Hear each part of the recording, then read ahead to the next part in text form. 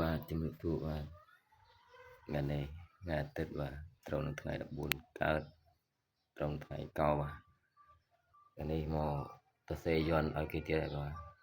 អ្នកភូមិគេកំងបាទកំងឲ្យសេយន់ឲ្យដាក់ផ្ទះទៅដាក់ស៊ុំដាក់ផ្ទះមុខផ្ទះនេះបាទតែយន់គាត់កំងຂະຫນາດទាំងធំដែរបាទ50គុណនឹង50នឹង70បាទនឹងប្រហែលថ្ងៃរួចទេបាទទើបចាប់ដើមសរសេរបាទ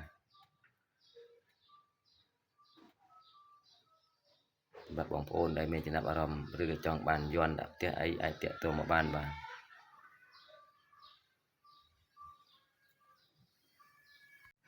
បាទមុនដែលមីងគាត់មកកំងឲ្យខ្ញុំសេយ័ន្តគាត់សួរខ្ញុំថាចុះទៅសេយ័ន្តរួចចឹងយកឲ្យលោកដាស់ឬមួយយ៉ាងម៉េចខ្ញុំក៏ឆ្លើយប្រាប់គាត់ថាអត់ទេតែខ្ញុំសេហើយខ្ញុំសូត្រដាស់ពុសិទ្ធីដូចគេហៅភាសាខ្មែរហៅបញ្ចុះរួចរាល់បាន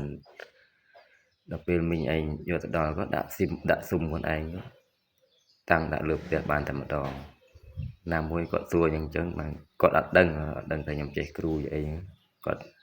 តើឮតាមគេថាខ្ញុំចេះគ្រូសេយ័ន្តធ្វើស្អីចេះស្អីបានចឹងបានគាត់មកសួរខ្ញុំចឹងទៅបានគាត់កំងឲ្យខ្ញុំសេយ័ន្តឲ្យគាត់ថានៅផ្ទះគាត់មានយ័ន្តអីចឹងបាទជំរាបសួរបាទនេះទៅសេបានប៉ុណ្នេះបាទthì រយៈពេល3ម៉ោងហើយបាទទៅបានប៉ុណ្នេះបាទ